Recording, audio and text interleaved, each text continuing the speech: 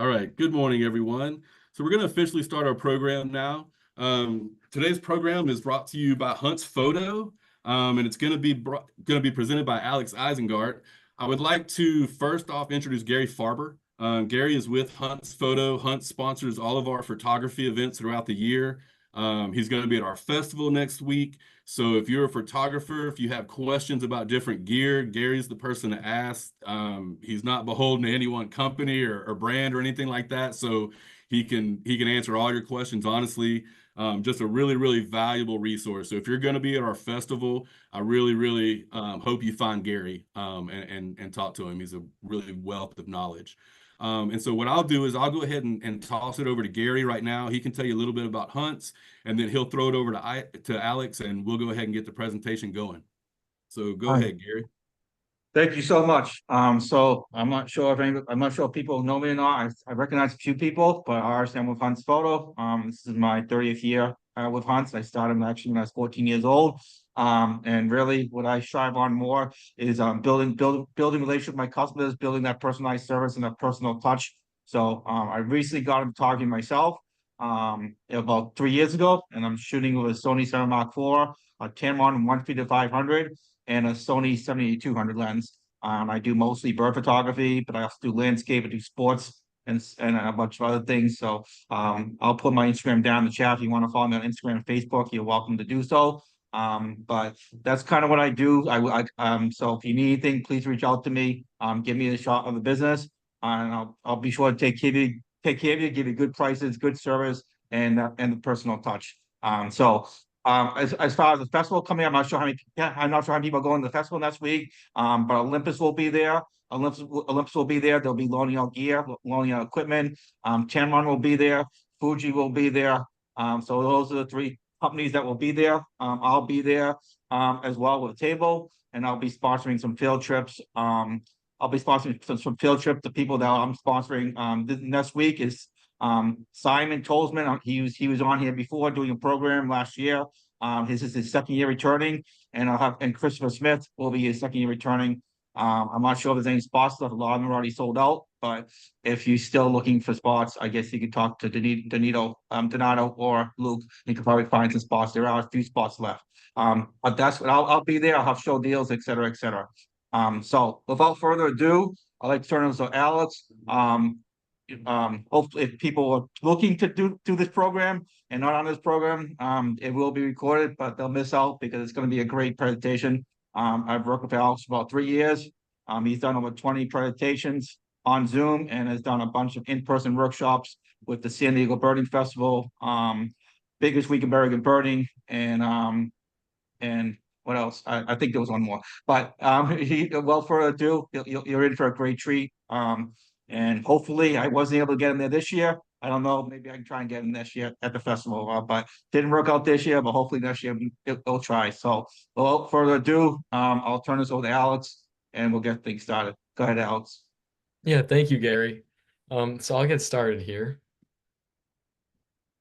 And this is Birding Near You by me, Alex Eisengart, and then Arizona edition, obviously.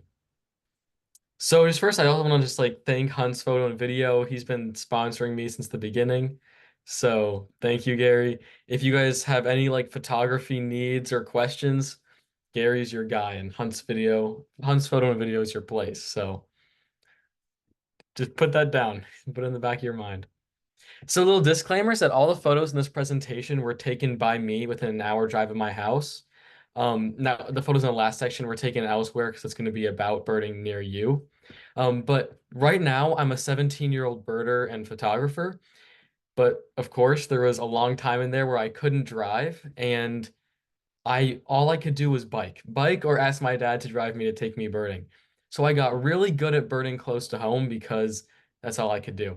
So now I have my driver's license. Now I'm able to drive far, but still nothing beats seeing a rare bird close to home.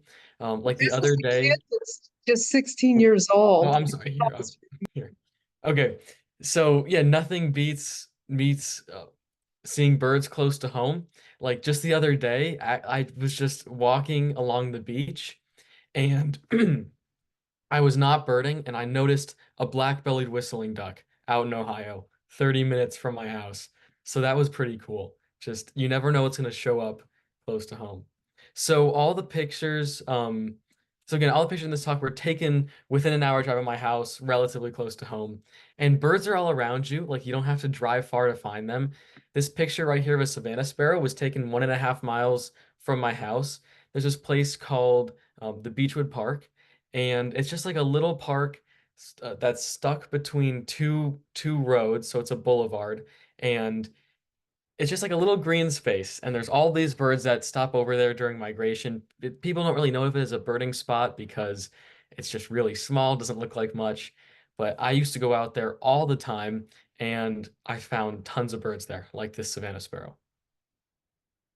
So we're gonna go over how to use eBird, getting the biggest taste of your area, what to bring with you when you're birding, and then birding that's actually near you guys in Arizona. So someone says, where do I live? I live in Cleveland, Ohio. So I have been to Arizona before. I've been to the Phoenix area. But yeah, I'm in Northern Ohio. So first, I'm sure a lot of you guys do, oh, sorry about that, do already know this, but what is eBird? Well, eBird is my biggest secret to finding birds near me, and it is a database of bird sightings. So you can add to these bird sightings, you can search these bird sightings, and there's a whole bunch of different ways to do it. But basically, what eBird tells you is what birds can be found near you if anything rare shows up.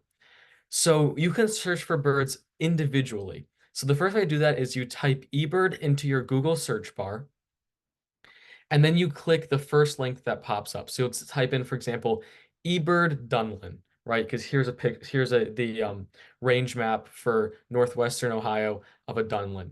So I type eBird Dunlin, click the first link, right, that I typed into my search bar, scroll down, hit large map, and then zoom in. It is self-explanatory, but as long as you type in eBird and the name of the bird you want to see into your search bar, you'll be all set. And then you'll see a map that looks like this once you zoom in. And you're going to see three different things. You're going to see flames, which means the bird was seen there at a birding hotspot. If you see red, it means the bird was seen within 30 days. And if it's blue, it means it was seen greater than 30 days ago. So birding hotspots are normally public access. So you want to look for these red flames and then go to where they are. And if you click on them, it'll give you location information and other useful information about who saw the bird and when it was seen and any comments they put on their sighting. Now, searching for specific locations, you do something very similar. You type in eBird and the name of the park you want to go to. So for example, I want to see if there was any good birds in Howard Marsh Metro Park. So I typed in eBird Howard Marsh and it popped up with this screen right here. Now here you can see the names of here they saw the names of the birds that they saw. Right here is the date they saw them. And then here is a like a list of the people who saw them. And then all of these little things right here are media that you can look at. So if people like put down a comment or they saw a picture, you can open that right there as well.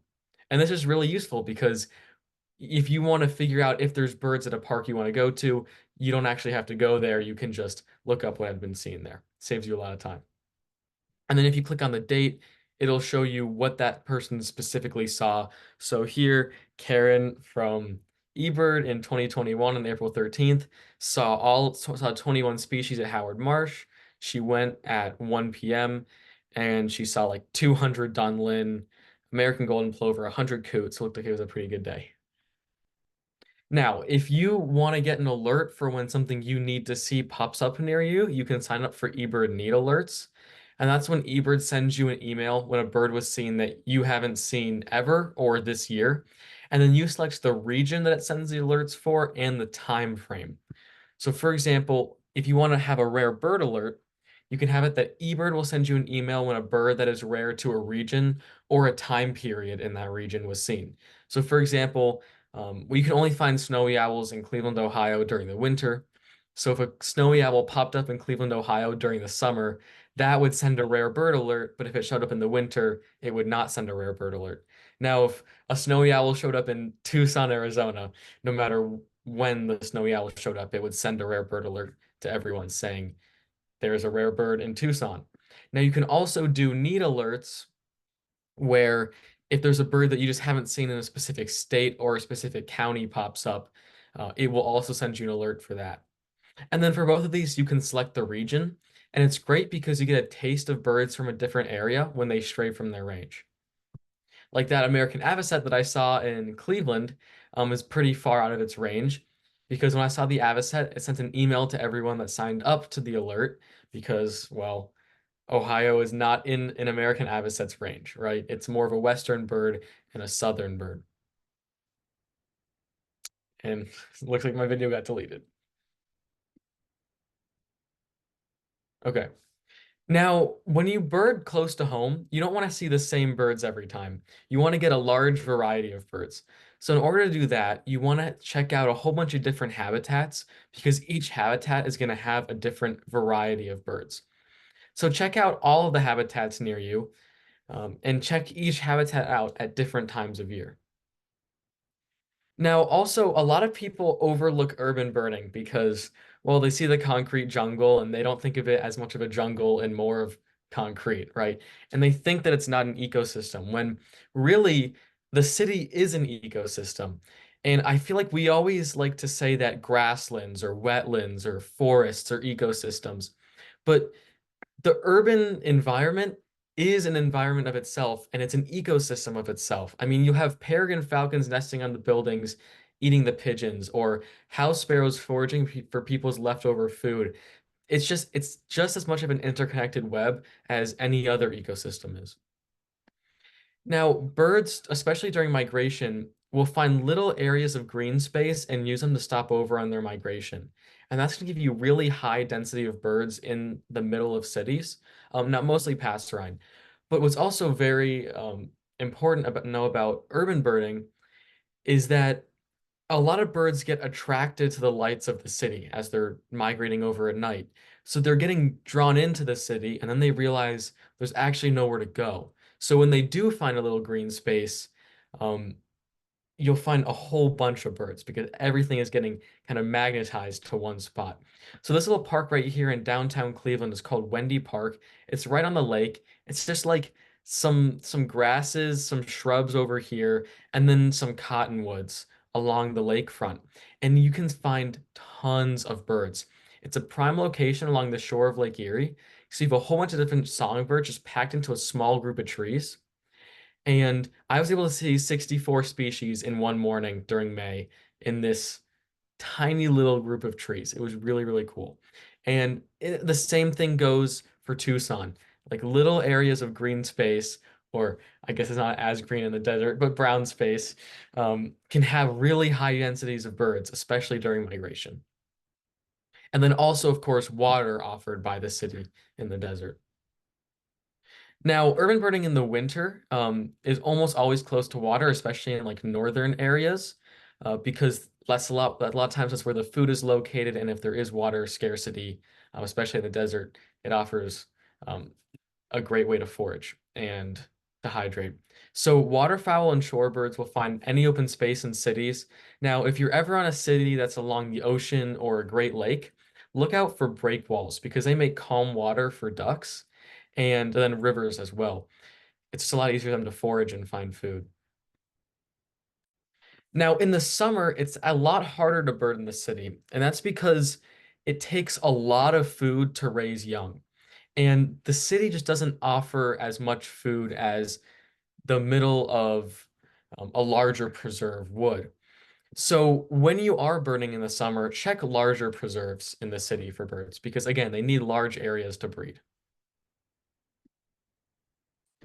Now, birds also go to completely different habitats based on the season. Like, for example, you'll find this ruby-throated hummingbird in yards in the summer, up in northern Ohio. You'll find them in the middle of the forest, pretty much anywhere flowers are located. But then they move all the way down to the tropics. So that's a completely different habitat. They'll be up in like mountains, as long as there's flowers available. Like, not a suburban yard, right? And then the bird's behavior also changes based on the season, making them go to completely different areas. Even non-migratory birds do this, like titmice do little mini migrations based on the season, where they'll stay in suburbs during the winter because there's feeders and food sources there, and they'll actually move to less populated areas in the summer in order to breed. So they are non-migratory, but they do kind of little mini migrations. So just keep that in mind when you're when you're looking for birds in each season. Like right now this is not true for the desert, but here in Ohio, a lot of the birds have actually already stopped breeding. It's August 1st. So they move out of larger preserves, sometimes even moving down a little bit farther south just to start their migration, and they'll kind of disperse and start singing less. Now, when you're birding in the winter, so think like December to February, especially up north, birds are solely looking for food sources, and this is true down south in Tucson as well. It doesn't matter how large the location is, the birds congregate to wherever food is found. So, especially a lot of birds like social seed eaters like goldfinches can be found in super large flocks where seeds are located, because at this time no new seeds are being made. So they find a food source, they stick to it, they exhaust those resources, and then they move on. So in the winter, if there's a place where there's food, you're going to find birds. But that's just not always true in the summer. In the summer, you can go to places with large amounts of food sources and you'll find no birds. And then in the winter, they're all congregating there. So here is some pictures of birds that I found in specifically in Lake County, Ohio during the winter. And I'm going to show you how it changes based on the seasons. So you can see, obviously there's snow, it's the winter. But every bird here, except for this great blue heron, is actively looking for food because that's just what's on the mind, right? That's all they have to do is look for food. Like this dark-eyed junco has a seed in its mouth. This northern shoveler is actively searching for food in this pond. I just caught a little break of it when I looked up.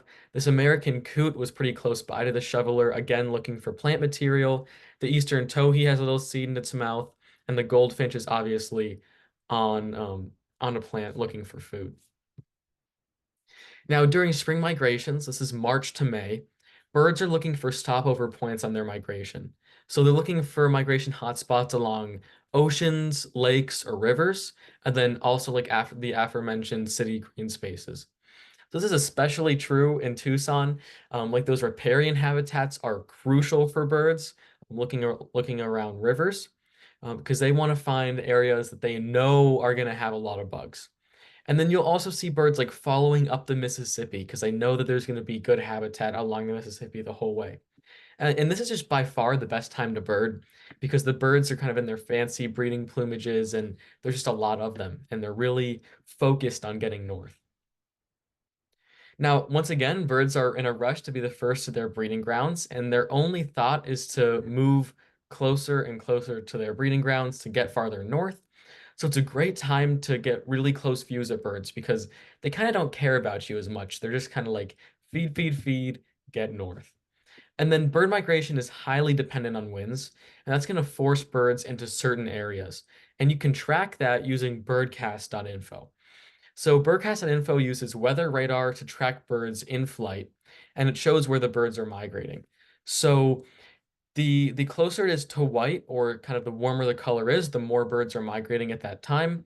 And then the darker it is, the closer it is to black, the less birds are migrating. So you can see here in Tucson, the migration was pretty decent on May 14th, but not nearly as good as it was here in like southern Illinois or southern Iowa, right? So this kind of tells you when you should start to go out birding. Like if I was living here in Missouri, I would say, okay, I need to go birding today. It's really lit up. There's a whole bunch of birds migrating over. But if I was living in the southern tip of Florida, I would say not as many birds. I don't feel like I need to go out today. So I would track this because I'd figure out which days after school I'd have to go birding and which days I could do homework. Now, in the spring, you can see that only two of the birds here are actually, or sorry, three of the birds here are actively foraging in these pictures. That's the semi-palmetto plover here, the white-crowned sparrow here, and the great blue heron. Now, a lot of birds start setting up territories during the spring, but again, their only thought is to get north, get to their breeding grounds. And a lot of these birds were pretty close. But also the variety of birds is obviously a lot higher in the spring. Now, early summer, I'm thinking late May to June is when birds are setting up their territories and are beginning to nest. And early summer is the best time to see nesting species, especially in northern Ohio, because they come out into the open to sing. So I know down in Tucson, it's a little bit different because you guys almost have two breeding seasons, right? You have one probably a little bit earlier than us in um, April, and then one starting now with the monsoon season. But late summer here, so July to August, when you guys have another breeding season beginning now, nesting passerine have stopped singing and they're now just starting to take care of young. And that makes birds a lot harder to find because, well, they're not coming out into the open. And then at this time here in the north, actually, water can become hard to find, causing species to be less active. Now, in July to August, early migrants begin to show up in July, like shorebirds. And then passerine actually do start migrating out by August, depending on how north you are. But yeah, so there's a lot of shorebirds that either failed breeding in the short Arctic summer, or they left their chicks to migrate on their own, and so they've already started to arrive at their wintering grounds in July. So the Arctic summer is extremely short, and if you fail nesting, like you can't find a mate, the eggs break, the eggs are predated. That was your one shot, and now you just gotta bail and go down south again. So you're kind of SOL. And then here's some birds of Lake County in the summer. So variety has gone down a little bit, but we still have migrating shorebirds and then our nesting species. Now, birding in the fall, so September to November, is very similar to birding in the spring. You want to bird the exact same locations, but the birds are a lot less rushed. So it's a lot less dependent on winds, although it is still highly dependent on winds. And birds will normally get pushed out by weather, so they'll kind of hang around until they have to leave. And then again, here's some pictures of birds in Lake County during the fall and just really high diversity. So, what time of day should you go birding? Well, different birds are active at completely different times of day. So, when's the best time to see birds? Well, the short answer is sunrise. So get out as early as possible. It's the coolest. Nearly all types of birds are active. It's by far the best time of day to see passerine or perching birds, but it's not the best time of day to see raptors. So I'm sure you guys all know that birds sing in the morning. And the reason they sing in the morning is because the air is denser, so the sound travels easier through and more efficiently through the air. So you're gonna have a whole bunch of birds singing in the morning, and actually up north, sometimes it can be a little bit too cold in the morning, and you have to wait until around 9 a.m. for it to warm up, although that's not normally an issue in the desert. And then someone says, please identify the birds in your photos. So this right here is a snowy egret. And this was actually, jumping out of the water, ready to fight for a mate. So midday is the worst time of day to bird. This is a Louisiana water thrush also.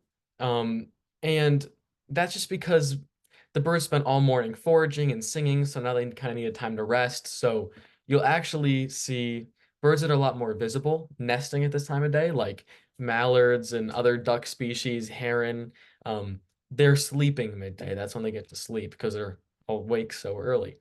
Um, but now shorebirds are still active at this time, and then I did say all day birds like heron as well because they're always visible. There's nowhere really for them to hide. And then this is actually when raptors begin to be active. I've noticed even if you're just driving along the highway in the morning, I don't see as many red-tailed hawks. I don't see as many raptors, but by midday, I see them start to come out. So around 10 a.m. And sunset is the second best time of day to go birding. Sometimes it can be better than sunrise for like shorebirds, but definitely not passerine. And it's the best time of day to see nocturnal birds without needing to use a flash. So think owls or nightjars, they come out at this time. And it's also one of, if not the best time of day to see raptors. I noticed that they come out right at sunset and try to get in all their foraging right before the sun goes down. And the shorebirds do the exact same thing. I see them kind of go berserk right at sunset. And then this is just a great horned owl, a red-tailed hawk, an eastern screech owl, and a common nighthawk. And again, I just can't emphasize how much birding right at sunset with shorebirds. It's great. So like think about mudflats near you right as the sun goes down, all the shorebirds collect. Um, I swear to God, they probe faster than they do at other times of day, and they just want to fill up their tummies before the sun goes down. So here, this is a marbled godwit, a whimbrel, a piping plover, and a long-billed curlew. Okay, so now you found the park you're going to go to. You know what season to go in. What now? What do you need to do to get the most out of your trip? Well, you got to bring some stuff along with you. Although it's possible to go birding with just your eyes, I do think you need something else to enlarge your image. So I would recommend bringing binoculars, a camera, and actually your phone. I know it's kind of counterintuitive because it seems like it could be a distraction, but it helps me bird a lot. So when using binoculars, look for key identification features on birds. So if it is a rare bird or you don't know exactly what it is at the time, you can make a mental note and then go into your phone, which I'll get into later, to try to correctly identify the bird. So for example, this is a downy woodpecker and a hairy woodpecker. Now, as you can see, the downy woodpecker is smaller than the hairy woodpecker, but that can be hard sometimes to identify in the field. So I would look for the length of the bill of the downy woodpecker relative to the hairy woodpecker, and the fact that the hairy woodpecker has a more defined neck than the downy woodpecker does. And then I would try to identify it later. So a good exercise to do when you're out in the field is, and you can't identify a bird, is to just say out loud the features you see on the bird. And then also, I do recommend spending it, well, now inflation, maybe even more, but around $100 on binoculars to make sure they're good quality. I bought a pair for $40 off Amazon, and it broke while I was in the field, so you don't want that happening. Now, I love bringing a camera because it's great for later identification, even if you don't want to get into the photography aspect. Um, but like for right here, for example, we have a hoary redpoll and a common redpoll. Now, I do think they were just split, but eBird hasn't come out with its taxonomic update yet, so I'll get back to you on that one. But at the time of me taking these pictures, they were two separate species. And I'm sorry, if I said they're split, I meant that they were combined into one species. They were lumped. But so this is a hoary redpoll. This is a common redpoll. And the hoary redpoll is a shorter bill than the common redpoll, and it's a little bit whiter, less streaking. So I would not have been able to identify that in the field. When I took a picture, I zoomed in, I spent some time studying, and I was able to separate this as a hoary redpoll. Now, again, I think they were just combined, and now it's just called redpoll, which kind of annoys me, but that's all right.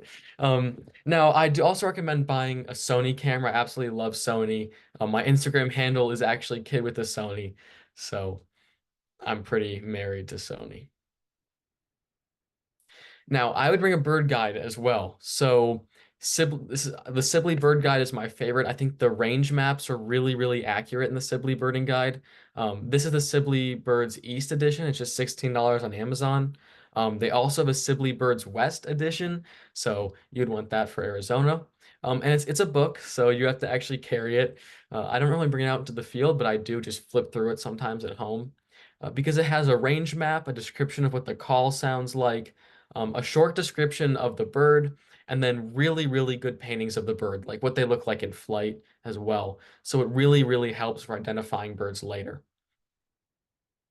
Now, on your phone, you can download the Audubon app completely free. It has photos of the birds, call recordings of all American species, range maps that I find are pretty accurate as well. Not quite as accurate as the Sibley Birding Guide, but pretty damn good. It has a really nice long description of the birds and then facts about them. And it features a bird ID function as well. But I found that it just has a lot of information about every bird, so I've just learned a lot on this app. And then the bird ID function is pretty good. You can put in like what you thought the bird looked like, where you saw it, the habitat, what it was doing, and it gives you a list of possible birds it could be. Now, Merlin Bird ID has a short description of the bird, photos of the birds, and then range maps and call recordings. I find their call recordings to be really good. I find their range maps to be kind of iffy, which is ironic because the Merlin bird ID is by the Cornell Lab of Ornithology, which also made eBird. And then there's this website called ebird.org/science, and that has the most accurate um, range maps on it because it's actual sightings of the birds turned into a range map.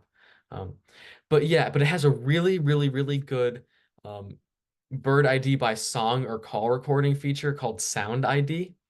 And you just press play and the birds sing, and it will highlight what bird is singing, and it'll give you a list of all the birds that are singing near you. And that is really, really useful. So if you take anything away from this, Merlin Bird ID, use the Sound ID function. It also has a bird ID by photo function, which I find to also be pretty good, but not quite as good as Seek by iNaturalist. So Seek by iNaturalist is an app, again, also free, you can get on your phone. All you do is point your phone's camera at any organism, and it'll give you either a taxonomic group or the actual species that you're seeing.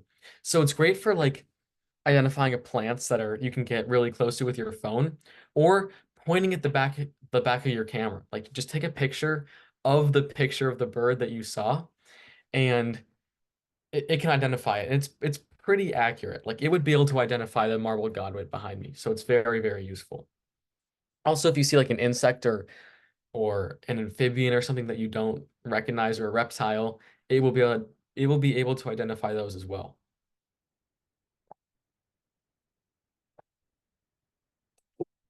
So when you go birding, you should also bring some knowledge with you. You don't want to go into the field knowing nothing, not knowing what to expect.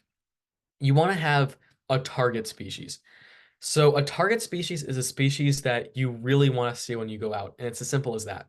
It could be a rare bird, it could be a bird you've never seen before, it could be a bird you've seen 100 times. But just have at least one bird in mind that you want to see. Like for example, let's say you're going to a park and you knew you wanted to go to that specific park. Let's say you want to go to um, the Gilbert Water Ranch in Phoenix, Arizona. And I said, okay, I really want to see a blackneck stilt. Now, you know where you're going. You know you want to see a blackneck stilt. You're like 90% there, right? Now, how do you get a target species? Well, you can use eBird to see what was reported, like I said earlier. Like if you knew you wanted to go to the Gilbert Water Ranch, so you looked it up on eBird and you saw that someone saw a blackneck stilt. So because they reported a blackneck stilt, you'd say, okay, that's my target species. I want to see that. Or you can say, I want to see a blackneck stilt. So then you see where blackneck stilts have been reported, and then you choose Gilbert Water Ranch because that's where it was reported. And again, it doesn't have to be rare. It could just be a bird that seems the coolest to you. But they normally are an uncommon to rare species. And every single time I go out birding, without fail, I have at least one target species. Now, once you have a target species, you want to learn its call, its habitat, and its behaviors. So on this particular day, I was going out to a farm field in middle of nowhere, Ohio, and my target species was the indigo bunting, was the snow bunting right here. And as soon as I decided that the snow bunting was my target, I really wanted to see like this toasted marshmallow. I learned its call, and it has like this chip call in flight that's like it's a little bit different than like a sparrow chip call, so it's easy to point out. I learned its habitat, which is roadsides where food is somehow spread. So maybe they plowed the roadside, or people actually threw out cracked corn. You can see that right here in this case. And I learned its behaviors. I knew it's a flocking bird. I knew that it flies and lands right back where it took off from as long as the food source is still there. And I knew that they're a lot less scared of cars than they are of people. So as soon as I showed up to this specific road, I saw a flock of birds making a chip chip call um, in the distance, and they were in flight, and there was a whole big flock, and I said, that's a snow bunting. So already me having a target species helped me find the bird. And then I saw where they landed, and I knew that if I did accidentally spook them up, they would still land in the same spot. So I got a little bit closer. I laid down, and lo and behold, I got really, really close to them, got really good looks, all because they were my target species. Now, the advantage to a target species is that if you have a target species and you spend a really long time looking for it, you'll often find other more common species along the way. So, for example, when I saw the indigo when I saw the snow buntings, they were my target species, but I also saw horned larks and savanna sparrows along the way. Now, you also want to learn what the birds of your area are like. So start with what they look like and go to eBird.org/quiz. And I would start with photo quiz. So if you see a bird, then you'll be able to immediately identify it, which is really, really useful because now you're not spending time in the field trying to figure out what you just saw because you just know. So what you do is you customize your quiz. So you say where you want it to be. So for example, you could say Tucson, Arizona. Then you would say when. You could just put down today. And then again, start with the photo quiz, and then eventually you can move to the sound ID quiz once you're getting like 90% on every quiz you're taking. And then again, start to learn like what they sound like next. You just go to eBird.org/quiz, and then you select sound ID quiz. Now, knowing bird calls is extremely important because I saw a statistic that said that birders that recognize calls see 10 times as many birds. Now, I'm not sure this is true, but what I can say is that if you're walking in the forest or if you're walking through a bunch of like mesquite bushes or something, like where it's really dense, you don't want to stop for every single bird that's calling. Because maybe it's a verdant and you've seen it 100 times before, 200 times before. You don't want to stop for every single verdant that you hear calling. But maybe inside there is a Bendire's thrasher. You haven't seen that before. You want to know to only stop for the rare birds. So if you can learn the common species songs or calls that you don't want to see as much, you can then identify them and know not to go look for those birds. And then if you hear something you don't recognize, to go look for that. And that's just really good when you're first starting out. Eventually, you want to be able to identify anything and everything that calls. But I found that really, really useful when I first started out. And it's also great for when there's heavy foliage because, again, you know what to go look for. It also helps a lot for bird ID. I'll have like tiny birds fly like 100 feet above my head and it just looks like a black silhouette. And as long as it makes a flight call, I'll be able to identify it.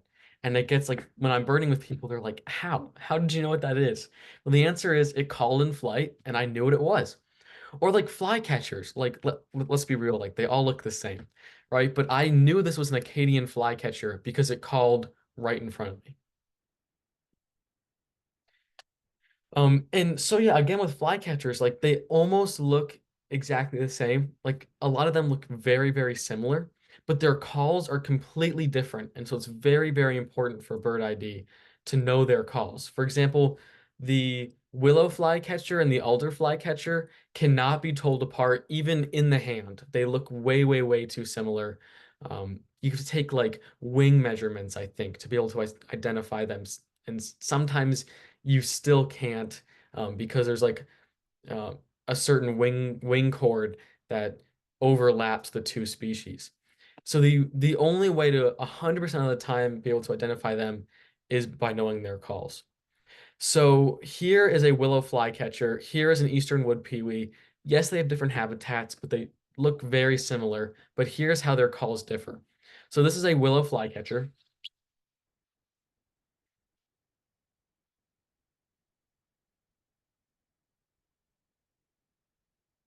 So if you guys could hear that, the willow flycatcher said Fitzbue, and then the pewee kind of says its name. In one long continuous note, it's a not note, but song, it says its name without any breaks. I'll play that one more time. It's right there. It says pewee. All right, so this is the kind of my favorite section right here. This is birding that's actually near you. So here's Tucson, Arizona. Now, the desert has a surprising amount of wildlife. I know that when I went to Arizona, I was just surprised on the sheer number of birds. There was a lot, even in the desert. And there's a lot of just wildlife too, like birds, insects, tons of flora, mammals, lizards, and so much more. Now, I'm sure you've heard this a million times, but life in the desert really does revolve around water. Um, so I always, whenever I'm in a place that does not have that much water, I'm searching out the water. So I'm looking for watering holes, I'm looking for ponds, mud flats, or artificial man-made drips, like this Gamble's quail was doing. So artificial water sources are bound to be filled with birds looking for a drink, especially like out in gardens. People have different apparatuses set up to water their plants. Like you'll find birds around that. They're just looking for a drink. So early morning or at high noon, the birds are thirsty, and they're coming to these drips. They're coming to these water sources. Like this brewer sparrow right here is actually taking a drink. And you can get super high density of birds in one spot, and especially near like nature centers, which is really nice. Now, I was at this place called Usuri Mountain State Park, and there was a nature center that had a little drip, and then everything came in. So there was these rosy-faced lovebirds that came in for a drink and to use the feeders. The brewer sparrows were drinking, the Abbott's towhees were, the curve-billed thrashers, the sagebrush sparrows, and then lesser goldfinches as well. Now, ponds and mudflats can attract huge numbers of water birds like shorebirds, herons, and ducks. What really surprised me about Arizona is that there was a lot of shorebirds there, a lot of heron, and a lot of water birds, which you wouldn't think of for a desert state. But it's because they're all just densely packed into these areas with water. So this was like at Gilbert Water Ranch, and you got the snowy egret right there. And then just like along the river, right, there was osprey hunting fish. Just wherever there's water, there was a ton of birds. This black-necked stilt at the Gilbert Water Ranch. This is a ring-necked duck. Uh, Wilson snipe, American white pelican, and American coot. Just as long as there's water, there's going to be birds. Now, birds are also all around you in the desert and also in public parks and cities. They have a lot of birds because there's more water availability, and these birds already adapt to low vegetation density environments. So a city kind of resembles the desert to them in a way. Now, there's also a lot of common feeder birds. So setting up feeders in the desert will attract a lot of birds. Like I saw a bunch of Gambel's quail, gilded flickers, mourning Inca and white-winged doves, curve-billed thrashers, and just so much more. Like this was on a college campus, actually. So again, just like these feeders and like this, okay, this Gambel's quail right here was going under tables, looking for food. So we were just sitting at a restaurant eating, and then there's just a Gambel's quail right there, which was just really, really, really cool. This white-winged dove was just in like a public park. This vermilion flycatcher and this white-crowned sparrow were also in public parks, right near like a playground. It was really, really cool to see. And that public park was actually Prospector Park. So it's in Phoenix, Arizona, and there were just tons of birds in a city park setting with like playgrounds, people's barbecues going on. The birds didn't care. This is a picture from Prospector Park of two Gambel's quail, and that's a playground set right behind them. And even in this park, there were some pretty unique species. I mean, we had Bendire's thrashers foraging right next to people barbecuing, or like this phainopepla right next to a northern mockingbird. It was really cool to see, or this western meadowlark on a soccer field. Now, Scottsdale Community College also had a lot of birds, which was pretty cool to see. They had a lot of burrowing owls on their campus. They had nest boxes set up for them. They had roadrunners running across campus, American kestrels, and Anna's hummingbirds. It was really cool to see. Now, also, what I love so much about the Mountain West is that habitat changes with elevation. So you'll find completely different sets of species at different elevations. So you'll have increased rainfall and then decreased temperature with increases in elevation. So I saw saguaro cacti turn into bushes, which then later turned into pines. So kind of midway up the mountain, I mean, we have dark-eyed juncos, red-naped sapsuckers, canyon towhees and wrens, woodhouses, scrub jays, and bush tits. And it was also cool to see how the vegetation was actually like the sycamore tree back here was starting to lose its leaves in November, which you're not going to see anything in the low desert do that. Now, as you go even higher in elevation, bird composition continues to change, and some really unique birds live at the top of mountains. And it's because it's reminiscent of the boreal forest of Canada. So, specifically, the top of Mount Baldy, I looked up on eBird, has some really, really cool birds like gray jays or Canada jays. Now, they are a different subspecies. This is the boreal subspecies, but up there they find the Rocky Mountain subspecies, which looks pretty bald. Up there, there's red crossbills, pine siskins, and evening grosbeaks, and then even red-breasted nuthatches. So things that I associate with really just high north in Canada can be found all the way down south to Arizona. And then high elevation birds also were birds, again, I just associate with Canada or the Rocky Mountain West, like mountain chickadees, western flycatchers, hermit thrushes, pygmy nuthatches, golden crowned kinglets, and western kingbirds. Now, also everything in the desert is kind of out to get you. There's a big like circle of life in the desert because everything there is about survival. So I'm sure we've all gotten like poked by a cactus before, had to like take them out. Like it's just a big fight for survival. And like I kind of saw that everywhere I turned. I mean, there was loggerhead shrike that ready to like rip lizards in half and poke them and spike them to save them for later. These snowy egrets were fighting for nesting rights. Um, Even a great horned owl, which is just sleeping, you just realize it's like this big aerial predator. The brewer sparrow could just like chill on top of a cactus, like this cactus wren could. I mean, they're like it's so spiky and it gets so lodged in your skin, and then the birds are just so well adapt to that. Or the osprey with its like massive talons. And then that's it, guys. So thank you so much for listening. My Instagram is kid with a Sony if you want to see more of my work or if you want to reach out to me. So any questions, I'm ready to take them. Wonderful. Thank you so much, Alex. That was really, really, really inspiring. A lot of knowledge in there. Great presentation. Just wanted to thank you for that. And you hit it too. We're really, like you said too, here in Tucson, we have Mount Lemmon right in our backyard. And we like to say it's kind of like going from Mexico to Canada in about an hour. Because you're right, down at the bottom, we have elkfowl, we have these really cool desert species, and then up on top, like you said, red-faced warbler, yellow-eyed junco, really, really, really cool birds that, you can't get other places. And a lot of people are really obviously pleasantly surprised when they come here and get some of those birds. If Yeah, it's anybody really has any cool. questions, I see a couple of clap emojis. If anybody has any questions for Alex, you can go ahead and fire those off.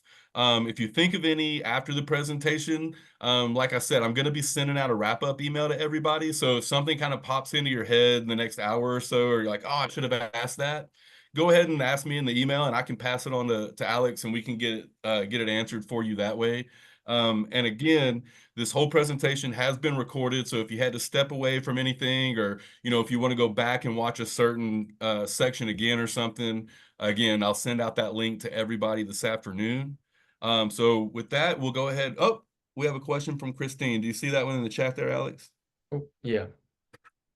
So does eBird only cover the US or other countries? No, it covers the entire world. So it's used most heavily in the US and Canada, but I mean all corners of the world, yeah.